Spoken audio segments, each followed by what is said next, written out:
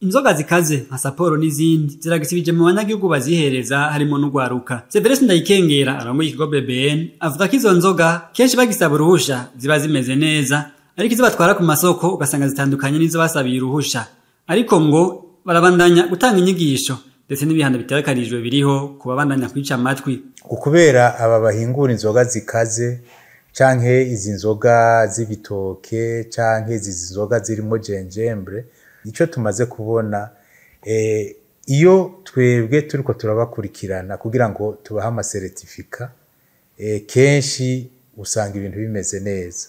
Ariko kubera ivyo nababwiye yuko bahiganwa gukora inzoga zirutanya degré d'alcool, uzusanga tuza guheza kubaha certificat bakoze izindi nzoga zifise akaranga arico twita etiquette, co kimwe na zimwe twebwe twagenda gukurikirana tugasanga zikwije ivyangombwa, bobo bagaca bafata izo zindi bakazizana ku isoko kandi zitakimeze kwa kundi.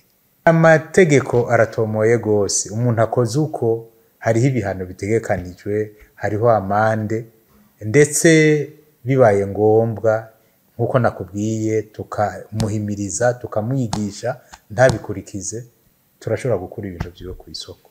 Severus Ndayikengera arongoye ikigo BBN aragira icyo asaba abanyagihugu ndetse n'abasanzwe bakora izo nzoga. Nuko bohindura ingendo, kuko turabona yuko akameremere k'ubuziranenge katarabanyura, kuko bariko barakora ivyo bagashyira ku isoko ibintu bazi yuko bikaze kandi vyategerezwa kudakara, baba bariko barikunda, baba bariko barondera inyungu zabo, kuronka amafaranga, mugabo ntibagire impuhwe z'amagara y'abazihereza.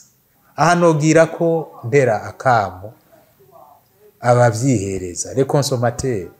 Nukuri ngaha nuko turirwa turavuga, aha les consommateurs tumaze kuvuga ikintu ko atari ciza, baba bumva akamo kacu bakacinuba bakareka kugifata, kuko conona amagara yabo. Ivyo biruko mu gihe ubushikiranganji mu vyo bujejwe harimwo amahinguriro n'ubudandaji bwo rwafashe ingingo yemeza ko inzoga zirenza urugero rw'iboreza kwa 16% zitegerezwa guterekwa mu macupa ameneka apima santilitiro 75 kuva ku igenekerezo rya mbere 0 umwaka 2024.